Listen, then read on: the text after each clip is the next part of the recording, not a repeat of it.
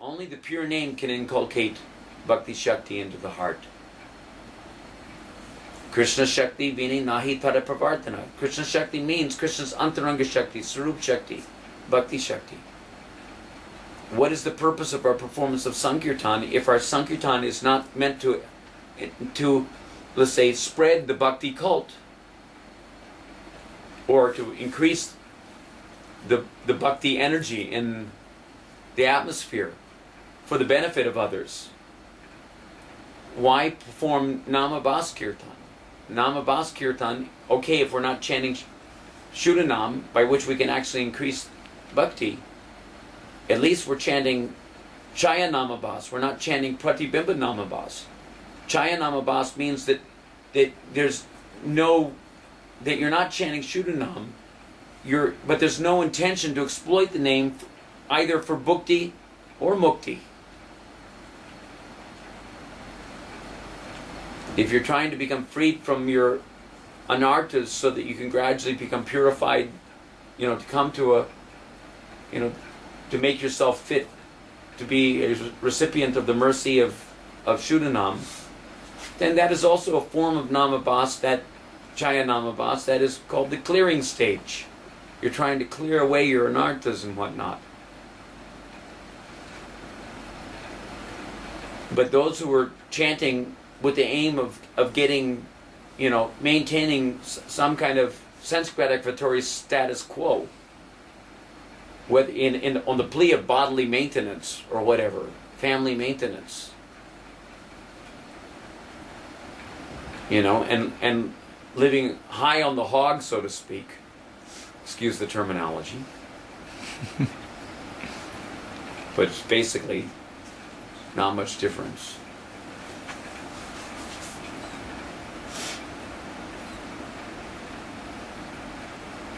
Having outlandish overheads and whatnot. Brahman means living simply, simplifying as far as possible, reducing sense gratification as far as possible, living as a grihastha brahmachari.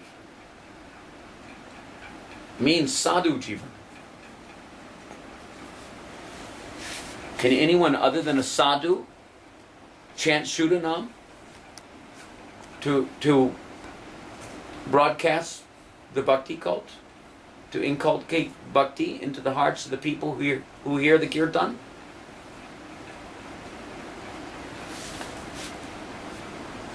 So if we're going to do 24-hour kirtan, first we should decide what we're doing it for. Are we doing it to increase our bhakti? Then we have to chant Shuddhanam. And if we're not chanting Shuddhanam, then we have to invite people who are chanting Shuddhanam. Not people who are chanting Aparadhanam.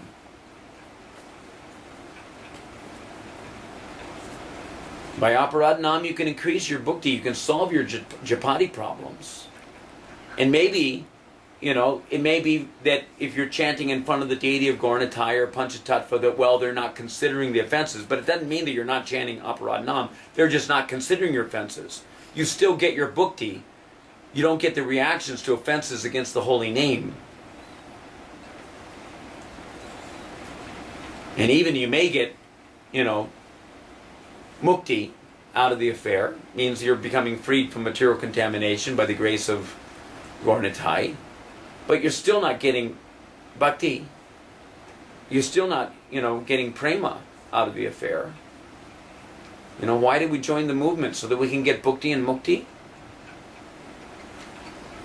Is that why we came to the Krishna consciousness movement? Is that why we're performing our kirtan yagyas? So that we can get bhakti and mukti out of the affair? We increase our material piety?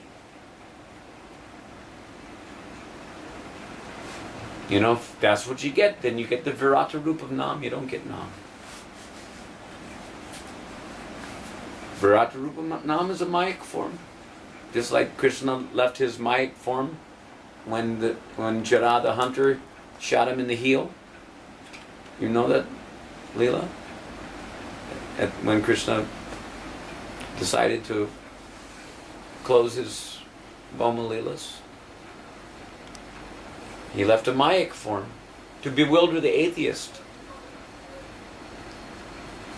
Bhaktisiddhanta says that to the extent one disbelieves that simply by performing Sankirtan Jagya, all one's needs can be fulfilled,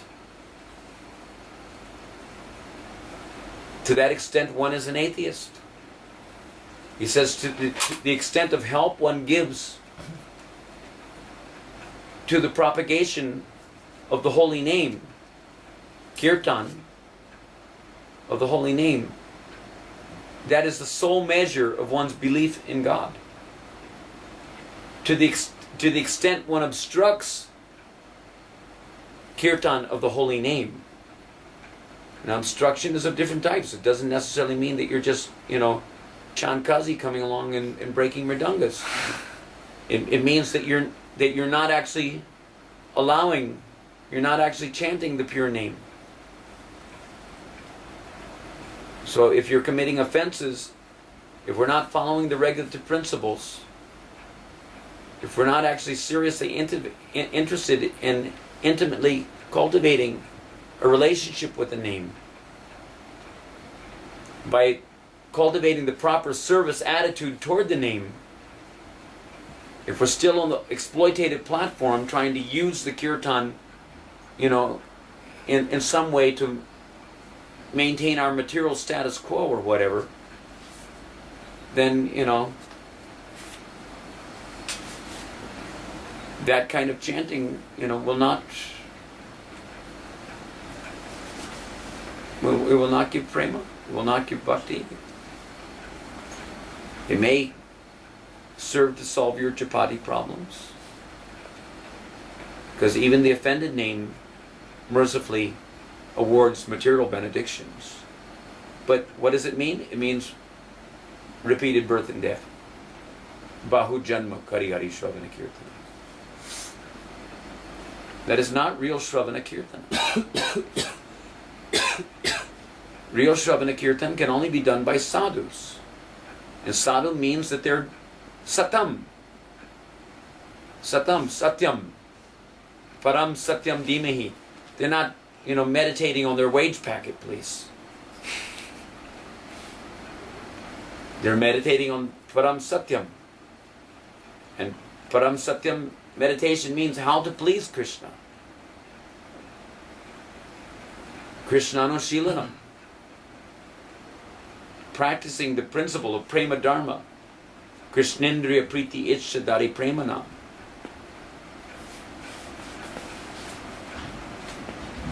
So Krishna says in Bhagavad Gita that in the beginning of creation, he sent forth both men and demigods along with Jagya, blessing them by saying, "Be thou happy by this sacrifice, for its performance will bestow upon you all desirable things, both for comfortable living," that means bhukti, including bhukti and mukti, liberation at the time of death,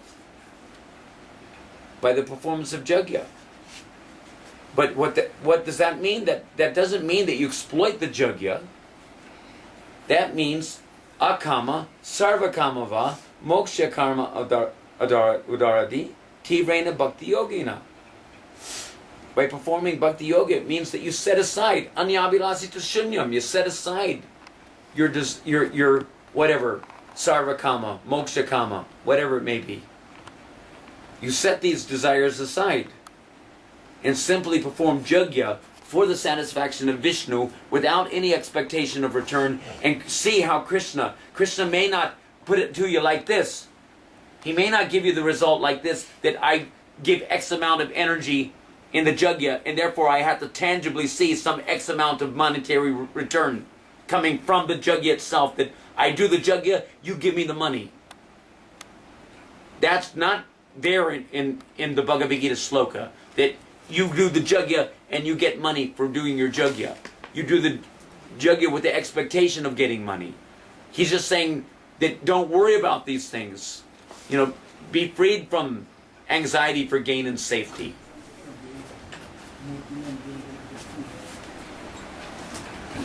Go beyond the modes of material nature. You know, bhakti in the mode of ignorance, bhakti in the mode of passion, bhakti in the mode of goodness. Go beyond these things. Be freed from the desire for the anxiety for gain and safety. You know, and just perform jagya for my satisfaction. And you don't have to worry. The demigods will be satisfied. Grains will come. What will your money do if there are no grains to purchase with your money?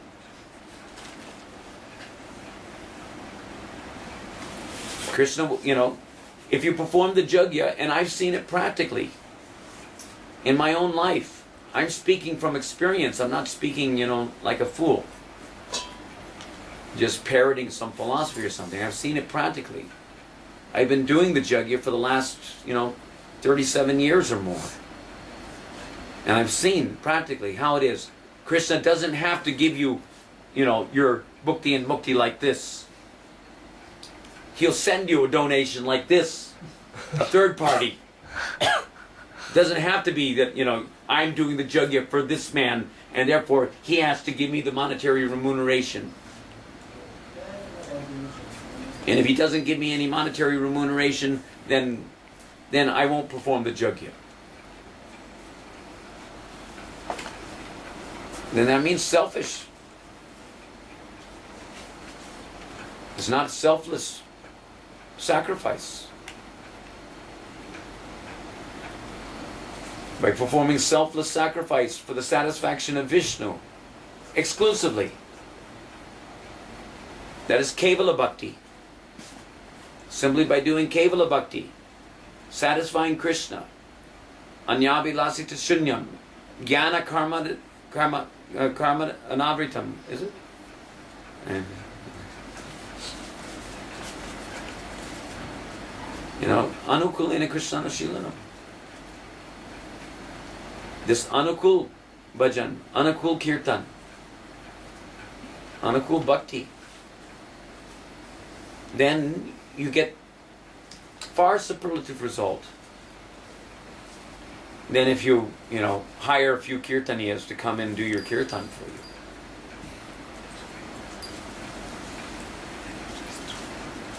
you. You get much more spiritual benefit by doing the kirtan yourself, getting together with your friends and family or whatever.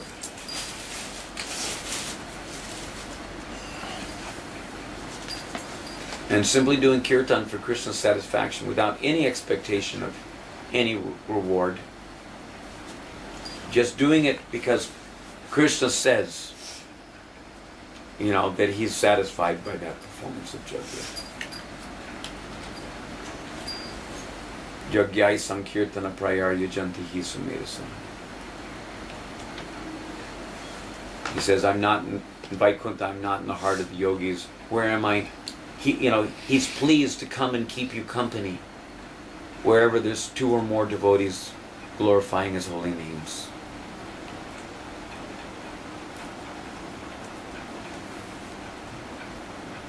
You know, so why think in these other terms?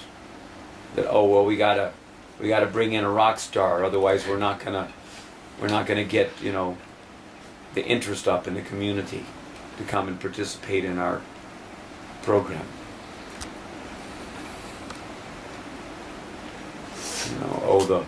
You know, this group or that group, I don't want to call any names because someone might take offense. You know, we got to call him this Paisa Kanamo. You know? What's the need? You don't need them to come do your kirtan.